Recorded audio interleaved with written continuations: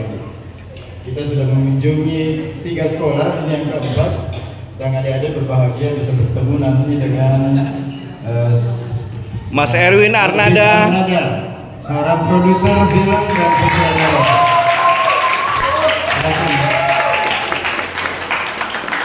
Ya, Pak Gufri akan menjelaskan bagaimana budaya inklusi itu kita harus bisa menghargai teman-teman difabel dan disabilitas. Film itu untuk semua. Silahkan 2 menit Pak Gufri. Filmnya sebagai karya budaya itu kalau adik-adik saya bilang film mungkin pikiran bayangannya film di bioskop. Padahal banyak film yang lain, ada film pendek, ada film yang tayang di televisi dan sebagainya. Iklan termasuk film. Kalau ada yang nonton televisi ada. Ini pasti trio nih ya. Trio, namanya siapa?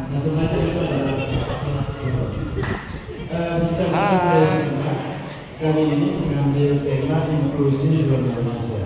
Artinya dunia film, siapapun yang punya kompetensi terlepas dari kondisinya, termasuk saudara-saudara kita yang mengalami disabilitas punya kesempatan yang sama untuk terlibat dalam film. Mulai dari produksi, menonton film. Adik-adik hari Jumat besok akan diberi kesempatan menonton film di bioskop. Judulnya adalah Panggil Aku Ayah. Apa yang harus kita punya?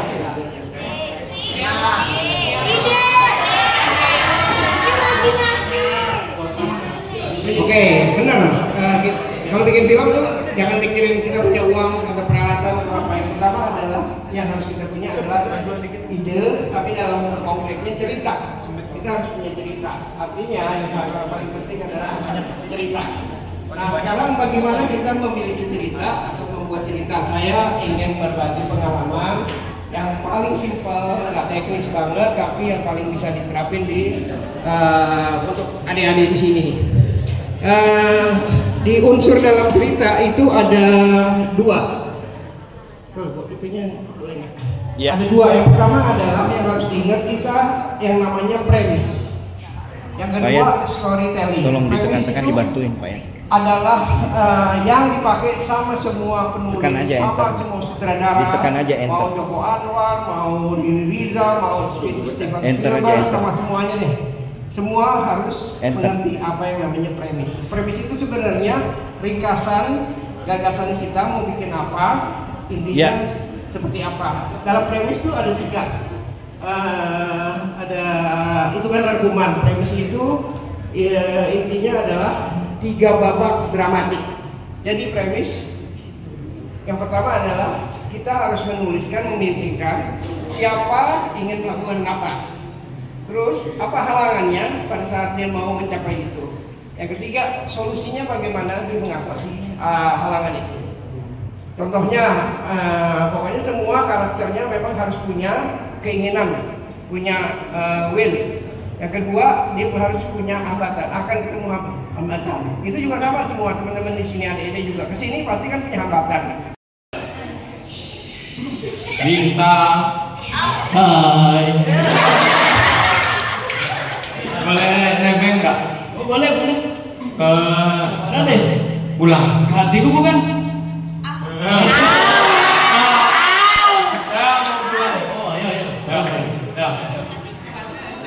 Ya udah. Sini mic-nya balikan. Nah, balikan. Iya. Ya udah naik motor, ayo. Naik.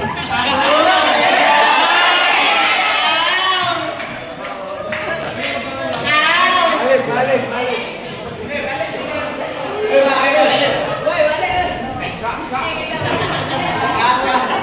Ya. Selamat tinggal. Oke, silakan Bang Isa. Oke, cut. Cut. Oke, good. Cut kembali. Oke. Tadi kamu ngerasa saya ambil helmmu kenapa? Nggak tahu ya? Buat jadi supir lah. Ketahuan baru sekarang ya? Iya Pak. Iya. Berarti sekarang kamu jadi aktor. Alhamdulillah dong. Masya Allah tabaraka. Silakan Bang Isa. Kalau itu dari tanya dulu apa Silahkan. Sudah ditanya? Belum. Oke, saya mau tanya, apakah dari kalian semua ada yang pernah nonton film Indonesia seminggu sebelumnya, dalam seminggu ini? Dalam minggu ini. Kenapa? Judulnya. Judulnya. Oke, ada lagi? Judulnya. Judulnya adalah apa sih namanya? Namanya film horor Susuk.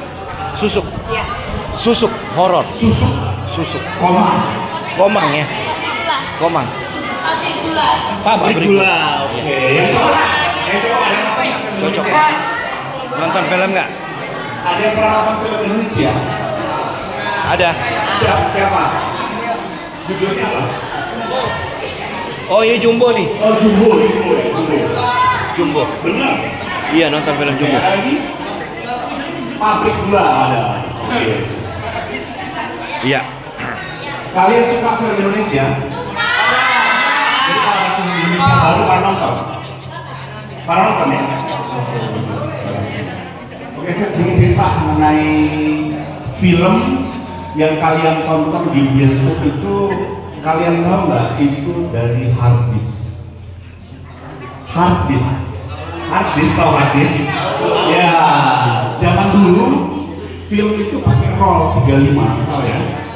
Soal gitu roll. Sekarang udah berubah jadi hard disk.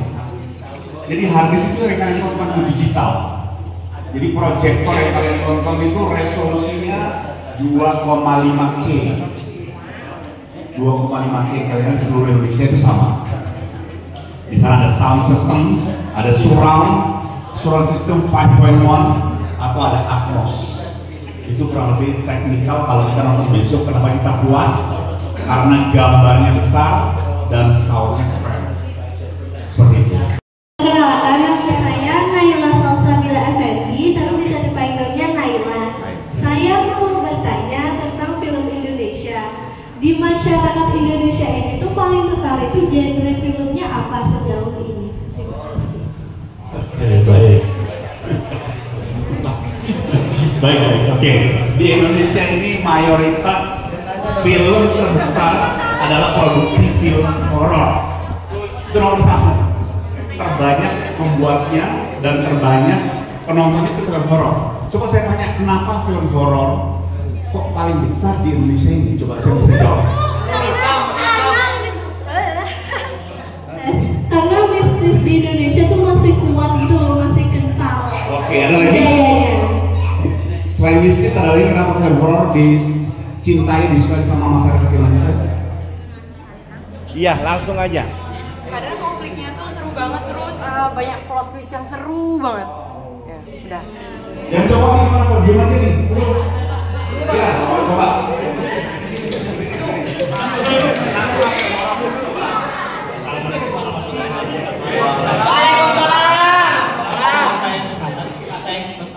Bapak film Indonesia tuh suka banget film horor tuh banyak. Bapak nggak film action itu seperti tembak-tembak. Kenapa kamu suka film horor? Nggak suka. Saya Kayla. Mau nanya untuk waktu pembuatan dari film cerita itu berapa lama? Oke, baik. Untuk pembuatan sebuah film rata-rata itu kurang lebih sekitar 6 bulan. Jadi pertama-tama itu kita mulai dengan namanya pre-produksi atau sebelum kita syuting. Itu biasanya sekitar 1 bulan. Setelah itu kita syuting 1 bulan. Setelah itu kita editing. Editingnya agak lama, biasanya makan 2-3 bulan. Setelah editing selesai, ada namanya proses sound. Ya, karena tembakan semua sound effect. Kurang lebih 1 bulan bersama juga dengan musik desain. Jadi orang musik desain sama orang sound design itu akan bekerja setelah dia melihat hasil editing. Setelah selesai baru ada namanya coloring, diwarnai, dikasih animasi, dikasih CGI, subtitle, baru dibungkus menjadi master film. Master film itu nanti di-compact dijadikan hard disk yang namanya DCP. Tadi kan saya sudah melihat filmnya, saya lupa judulnya. Tanpa ampun. Nah itu kan filmnya genrenya action. Nah banyak adegan berbahayanya. Itu kayak banyak tembakan, adegan bertengkar. Nah Kalau untuk pemainnya itu biasanya ada yang gantiin atau emang dia aja gitu? Untuk film ini karena mereka fighter semua, mereka sendiri. Jadi castingannya mereka pada fighter, bisa fighting. Jadi nggak ada apa namanya stuntman ya.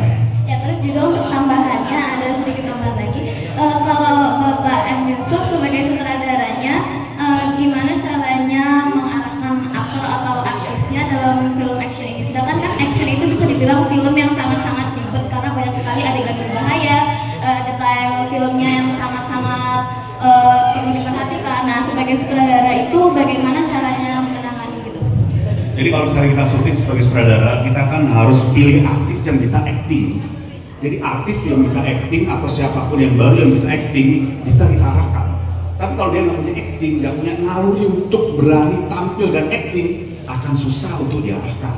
Berarti dia tidak punya potensial untuk menjadi artis seperti itu. Jadi harus ada kemampuan dulu untuk berakting, baru saya bisa arahkan. Ya, pertanyaan berikutnya. Assalamualaikum warahmatullahi wabarakatuh. Waalaikumsalam. Perkenalkan, nama saya Arminta Dina Arumi, bisa dipanggil Ara. Ara, hai. Hai. Saya mau bertanya, selama pembuatan filmnya, kendala apa aja yang paling susah dialami saat pembuatan filmnya? Oke, untuk film action yang paling susah kendalanya waktu mobil ya, chasing mobil itu. Karena kan kita real for real gitu, jadi kita 3 mobil ngebut bareng itu emang adegan paling susah untuk diambil. Tapi saya suka sekali. Yang membuat film Tanpa Aduh jadi spesial, karena based on true story. Terus satu lagi, untuk sutradaranya sendiri, kesan-pesan gimana sih ceritanya bisa jadi sutradara sebelum membuat film ini? Kesan selama menjadi sutradara. Oke, mungkin Pak Erwin boleh? Bang Erwin, boleh silakan Bang. Bang, bisa diputar itu Jelangkung, horor. Oke, Jelangkung. Saya pengen lihat dia keluar nggak Jelangkung jadi di sutradara musola. Pak Erwin mungkin Iya. bagus sedikit. Enaknya Jelangkung. sutradara pertama Jelangkung 3. kita kayak sedang membuat dunia baru, kehidupan baru. Nah, kehidupan baru itu bisa dapat dari mana aja, dari novel kita bikin filmnya, kemudian peristiwa nyata yang melakukan di Bali dari filmnya. Anin? Ya oke, film pendek apa yang kamu buat? Judulnya?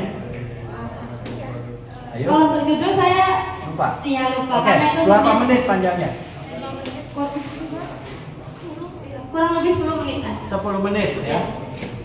Habis biaya berapa? Untuk biaya cuman berapa ya? 2 juta? 2 Enggak, miliar? enggak sampai Oke, berapa? jutaan Pak. 10 ribuan mungkin. 10 ribu Iya. rupiah. Karena itu tugas sekolah. Tugas sekolah, bagus Iya. sekali ya. Pernah ikut lomba? Enggak. Oke, ikut lomba. Oke. Kalian semua, silahkan dulu lagi Aisyah. Adik-adik semua, tadi kan banyak sekali yang menyukai film horor. Saya akan menceritakan tentang sebuah film horor yang dibuat dalam tempo hanya 5 menit. Hanya 5 menit ya. 5 menit tapi sanggup membuat kalian semua ketakutan. Ceritanya begini. Terjadi di sebuah asrama putri. Pada saat hari libur, semuanya pulang kecuali satu siswi yang cantik, itu saja ya. Satu siswi cantik hanya ketinggalan sendirian dalam satu asrama. Tengah malam, dia sembahyang tahajud. Sendirian sembahyang tahajud. Semuanya pulang ke kotanya masing-masing karena liburan. Tadi sudah saya jelaskan. Ya. Pada saat dia sembahyang tahajud sendirian, ternyata ada yang menjawab salamnya.